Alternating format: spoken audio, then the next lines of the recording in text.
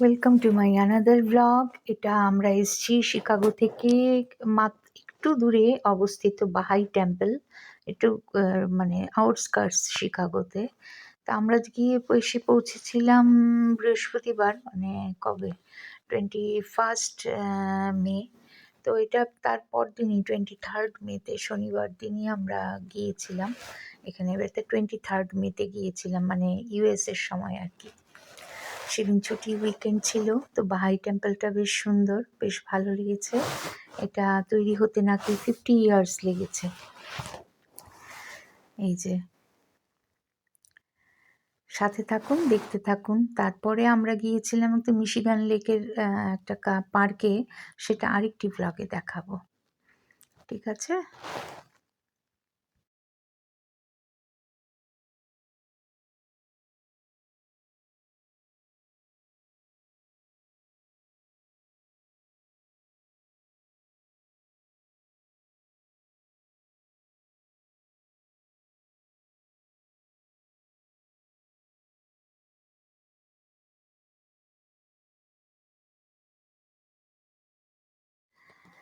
ভীষণ সুন্দর করে সাজানো থাকে পুরোটা, এবং ভিড় ছিল। ইন্ডিয়ান টুরিস্টও প্রচুর ছিল। শিকাগোতে প্রচুর ইন্ডিয়ান থাকে, অনেক মা বাবা বেড়াতে আসে আমাদের মতো, এরাও এসছিল। কি ভিড় ছিল মোটামুটি। তো যাই হোক, আমি তুলেছি, খুব ভালোই লেগেছে। মোটামুটি হেঁটেই উঠেছি, একদম টপে উঠতে দেয় না, কি কারণে জানি না। শিকাগো থেকে ড্রাইভ করেই আমরা এসেছিলাম, নিজেদের গাড়ি ভাড়া করে নিয়েছিলাম। এই যে বাহাই টেম্পলটা।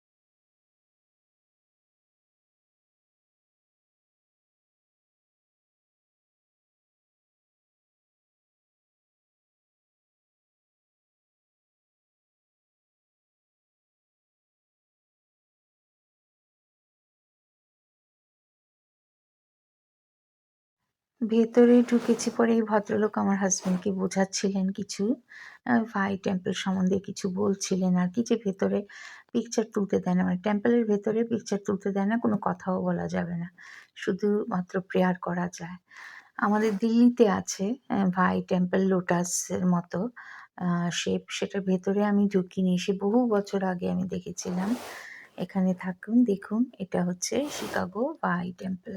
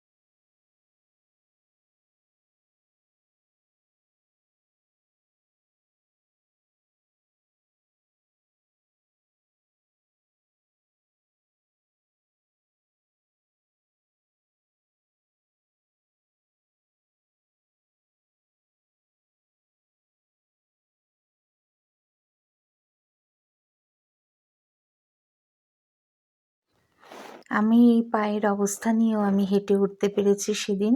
তবে একদম উঁচুতে টপে কেন জানি উঠতে দেয় না ওরা। ঘুরিয়ে, ঘুরিয়ে ভেতর দিয়ে সিঁড়ি আছে, সেটা আমার দেখার ইচ্ছে ছিল।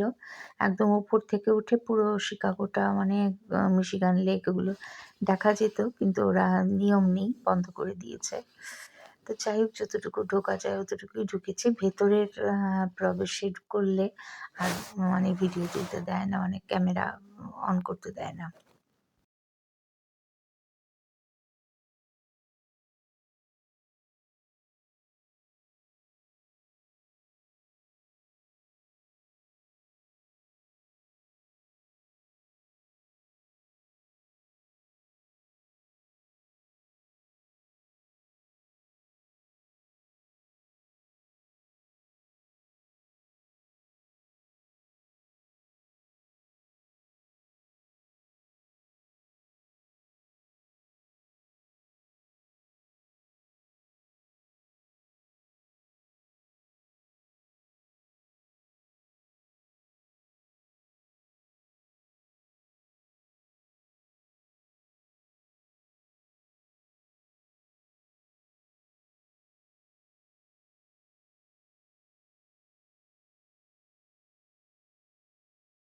কি অপূর্ব কাজ! খুব সুন্দর সূক্ষ্ম কাজ। খুব সুন্দর। এটা তৈরি করতে নাকি ৫০ বছর লেগেছে। তারপর আমরা